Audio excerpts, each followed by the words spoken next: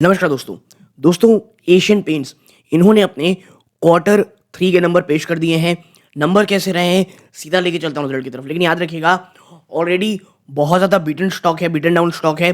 देखते हैं किस तरह के नंबर आए कंसोलिडेट बेस पे। नंबर जो शो किए जा रहे हैं आपको यहाँ पे आप देखेंगे लगभग करोड़ में है, ये तो ज़्यादा परेशानी होगी नहीं। ओके नाउ सबसे पहले revenue from sales 8,521 crore rupees है, जो एक साल पहले 9,074 करोड़ थी और पिछले क्वार्टर में 8,003 करोड़ था। याद रखिएगा पेंट की कंपनी है तो ईयर ऑन ईयर बेस पे देखना है, तो आपको यहाँ कमी देखने को मिलेगी। अदर ऑपरेटिंग रेवेन्यू देखोगे 27.93 ऑलमोस्ट 28 करोड़ रुपए है। एक साल पहले ये 28.25 करोड़ था। तो रेवेन्यू फ्रॉम ऑपरेशन कितना हुआ आपका 8,549 करोड़ रुपीज। एक साल पहले कितना था ये 9,103 करोड़।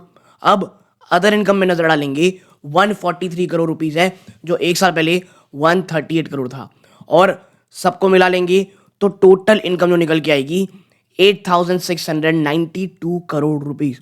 एक साल पहले कितना था ये 9,241 करोड़, यानी ईयर ऑन ईयर बेसिस पे आपको एक बड़ी गिरावट देखने को मिल रही है। ओके पिछले क्वार्टर से 8,201 से देखेंगे तो आपको जंप ही दिखेगा। ठीक है, अब क्या बात करते हैं, अब बात कर लेते हैं खर्चों की यानी एक्सपेंसेस की।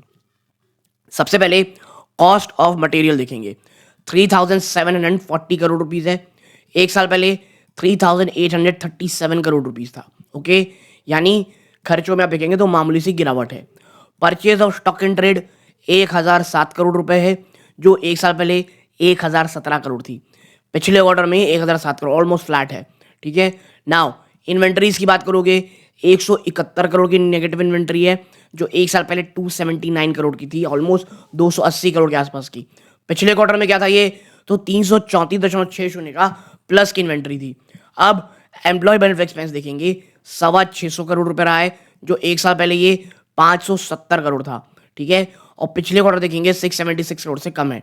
अब फाइनेंस कॉस्ट, भाई साहब कैश रिच कंपनी है तो ज़्यादा हो गई नहीं खर्चा, 55.84 ऑलमोस्ट 56 करोड़ रुपए। एक साल पहले कितना था ये 54.42 करोड़। अब डेप्रिसिएशन और अमोर्टाइजेशन एक्सपेंस आप देखोगे 255.55 करोड़ है, जो एक साल पहले 220 करोड़ था। आपकी जो अदर एक्सपेंसेस निकल के आएंगी ना वो है 1,377 करोड़ रुपए, जो एक साल पहले 1,343 करोड़ था। आप इन सबको रोक दूंगा, मैं सबको जोड़ लूंगा, टोटल खर्चा निकल के आएगा 7,224 करोड़। एक साल पहले 7,321 करोड़ रुपीस रहा है।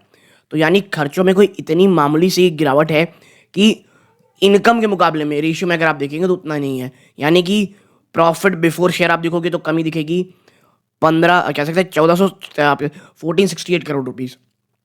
ठीक है, पिछले साल कितना था 1,919 करोड़ रुपए, पिछले क्वार्टर में था ये 1,108 करोड़। तो देखिए अब इस नंबर को बाजार किस तरह ले गए हमको देखना पड़ेगा। देखिए ऑलरेडी स्टॉक बहुत ज़्यादा बीटन डाउन है।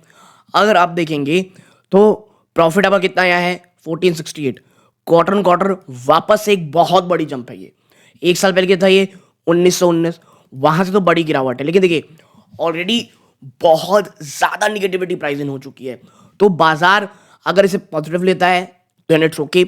और अब जब आप ईपीएस में आते हो, ठीक है, टैक्सेशन के बाद माफ कीजिएगा, प्रॉफिट फॉर द पीरियड में अगर आप आते हो तो आप पाते हो 1,228 करोड़ रुपए है टैक्स के बाद ना, टैक्स एक्सपेंसेस के बाद, जो एक साल पहले 1,475 करोड़ था और पिछले क्वार्टर जो 694 करोड़ ऑलमोस्ट था उससे तो बहुत बड़ा जंप है ये।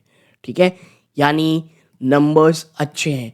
इसके साथ ही साथ आपका जो ईपीएस निकल के आया है, ठीक है, ईपीएस आप देखोगे इस कारण 11 रुपीज 58 पैसा है, जो एक साल पहले 15 रुपए से भी ऊपर ईपीएस है, तो बड़ी गिरावट है। लेकिन 7 रुपए 24 पैसे से तो बहुत बड़ा जंप है। अब देखिए मुझे लगता है कहीं ना कहीं बाजार इसे एक पॉजिटिव फैक्टर इन तो करेगा ही करेगा, और बहुत बड़े सपोर्ट के आसपास 2,200 के आसपास खड़ा हुआ है। और हमको ये देखना है एशियन पेंट्स कि भाई साहब 2,000 से लेकर के जो 2,200 को लगातार ये एशियन पेंट्स बचा रहा है। ठीक है, अगर इस रिजल्ट के बाद बचा लेता है तो वो पॉजिटिव है। लेकिन याद रखिएगा भाई साहब जिस प्रकार की पिटाई हो रही है कुछ भी कह पाना बहुत मुश्किल है। लेकिन हाँ, एशियन पेंट ने एक काफ़ी अच्छी रिकवरी की है। बट हमको ये याद रखना है कंपनी के लिए आने वाले जो 2-3 क्वार्टर है वो बहुत ज़्यादा इंपॉर्टेंट है। क्रूड ऑयल किस तरह फ्लक्चुएट करें, क्योंकि आपको पता है ट्रेड वॉर चल रही है और बहुत सारे इश्यूज हैं। उस कारण क्रूड ऑयल में कितनी गिरावट आती है या तेज़ी आती है, ये भी बहुत ज़्यादा फैक्टरिंग करेगा आने वाले समय के लिए। बट वरना नंबर ने आप कह सकते हैं कंपनी नंबर शो किए हैं, कोई बहुत ज़्यादा ख़राब तो नहीं है दोस्तों। ओके, अगर हम ऊपर चलें, क्या और कुछ चीज़ें हैं, तो ऐसा तो नहीं है। कंप्लीट एनालिसिस कभी आने वाले समय में करेंगे, लेकिन मुझे ये लगता है कहीं न कहीं रिकवरी पाथ यहाँ पर देखने को मिल रही है। यहाँ तक जुड़े रहे, बहुत-बहुत धन्यवाद। ये सूर्यकांत है।